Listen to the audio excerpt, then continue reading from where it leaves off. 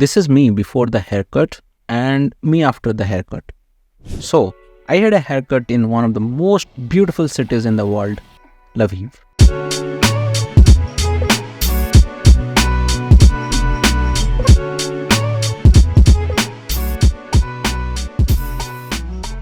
I was mesmerized by the architecture, and trust me, if Russia bombs any of the historical buildings in Lviv, I am going to be scarred for life.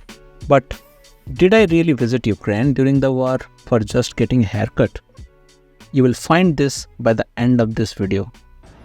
Hello everyone, welcome to another vlog. Today is my day 2 in Lviv and day 3 overall in Ukraine.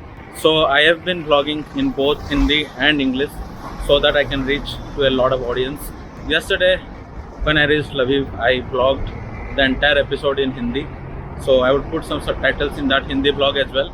But this video is going to be in English. I'll give you some insights about how the day went yesterday. So yesterday, I took a train from Chernivtsi to Lviv. I have already showed you my experience in Chernivtsi in my previous blog.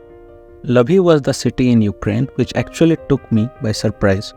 I expected lots of Soviet-style buildings and a few Habsburg-style buildings. But if you visit Lviv, you will never feel that Ukraine was once a part of the Soviet Union. ये Lviv का national opera है और ये एक बहुत ही prominent architecture है. एक और चीज़ हिस्ट्री के बारे में अगर मैं बोलूँ तो ये जो सिटी है ये आपको ऑस्ट्रिया की जो वियना सिटी और हंगरी की जो बुदापेस्ट सिटी है उसकी काफ़ी वाइब्स देती रहती है. If you turn the pages of history, then Lviv became a part of the Soviet Union only in 1939, and by 1991 it was a part of Ukraine. Historically, Lviv was part of the Habsburg Empire from 1772 to 1918. That's like 140 years. Before that, it was part of the Kingdom of Poland.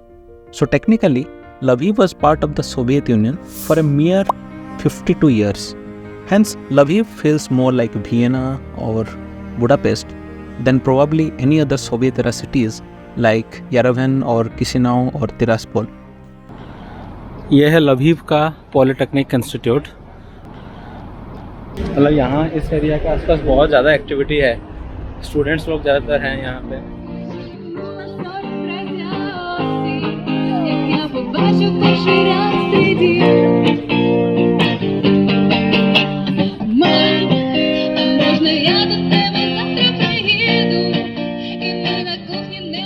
Some festival going on? Yes. Something. What is it about? It's fairy tale Alisa in Panomer. Okay. It's a clock. Yes. You can draw something. What? Okay, tell me about it first. What is it? First I need to know. From? I'm from India. No, you can write India. Really? Yes. Okay. I can write something.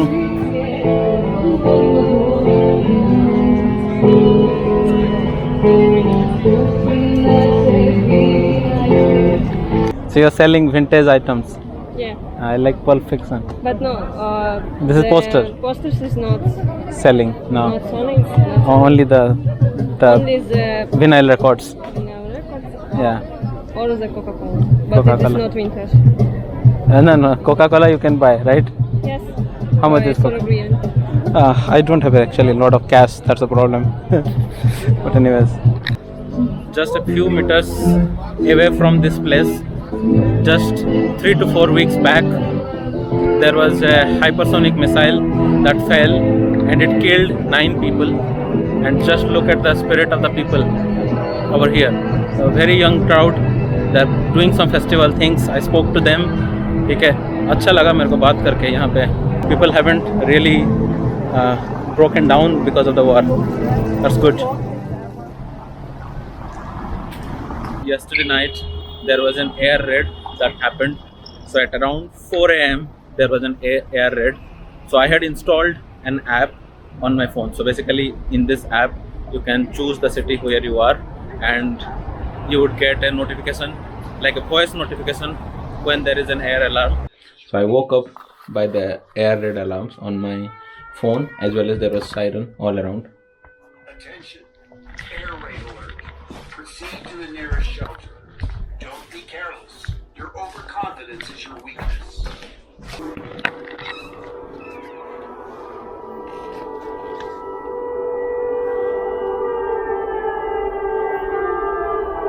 So basically the alarm in the beginning it goes on for like 2 minutes. So in this 2 minutes period you have to take your passport or any documents that you have and run to the nearby bomb shelter. So if your apartment is in a old Soviet style building, then it would by default most likely have a bomb shelter. I am in Lviv, so it's in the western part of Ukraine. Is it safe to travel to Ukraine during the war? So I would say that it is not. No region of Ukraine is actually safe at the moment. People considered that the western and southwestern part of Ukraine are relatively safe, but last month, as you know, after the Kursk invasion of Ukraine, so Russia started bombarding the safer cities like Lviv and Lutsk, which are like very, very far away from the front line. Like they are like 1100, 1200 kilometers away from the front line. But Russia has been using long-range hypersonic missiles to fire to these western cities.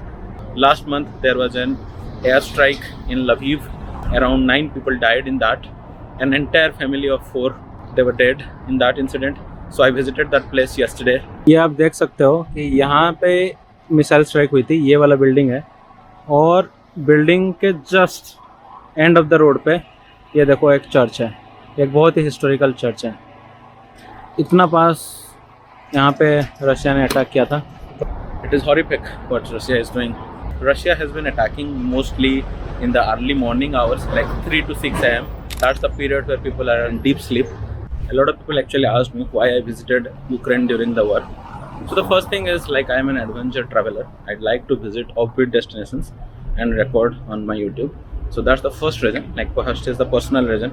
I wanted to see how things are, and I am a very, very geopolitics fanatic.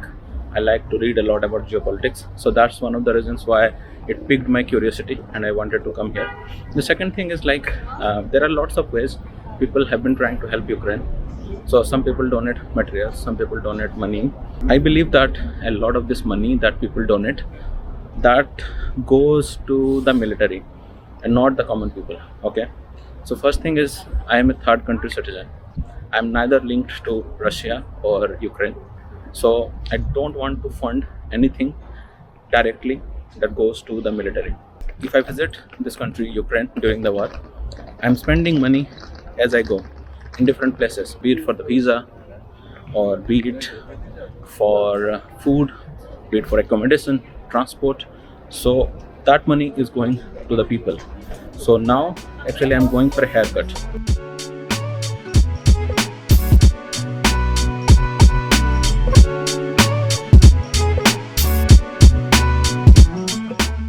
I just had a haircut. The guy took around 90 minutes to do this haircut and it cost me 1100 UAH, 1100 Armenian.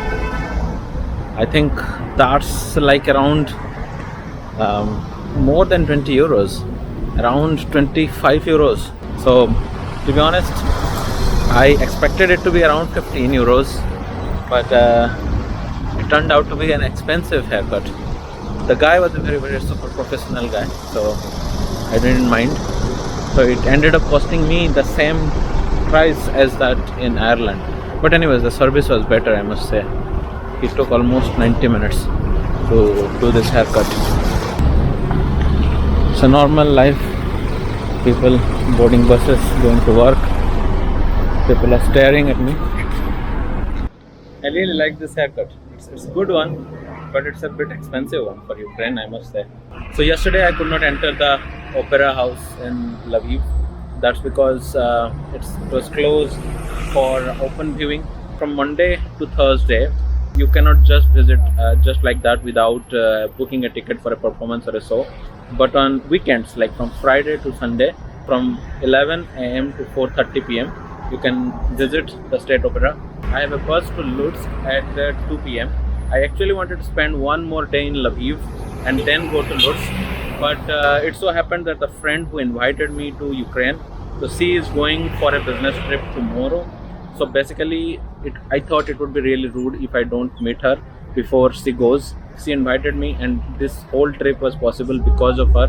You need a private invitation letter notarized from a Ukrainian citizen or a person who is like a permanent resident of Ukraine. So only then you can visit Ukraine now during the war.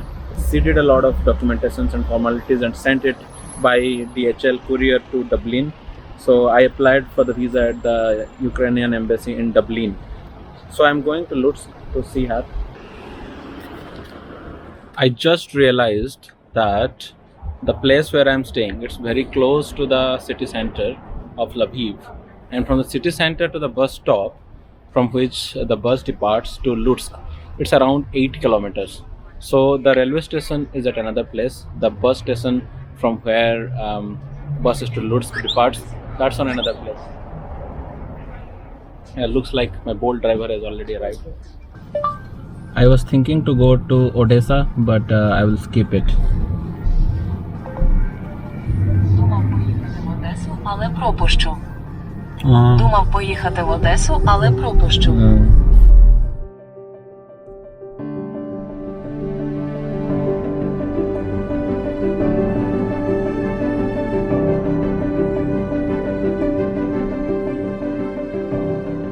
So the bus to Lutsk departs in like 8 minutes. So I really need to rush. I have 2 people ahead. If you book the ticket online, then probably will not get the ticket, e-ticket. You would get like a voucher. Then you have to come to the counter and exchange it. While leaving Lviv, somewhere deep down I felt that I have to visit this city again.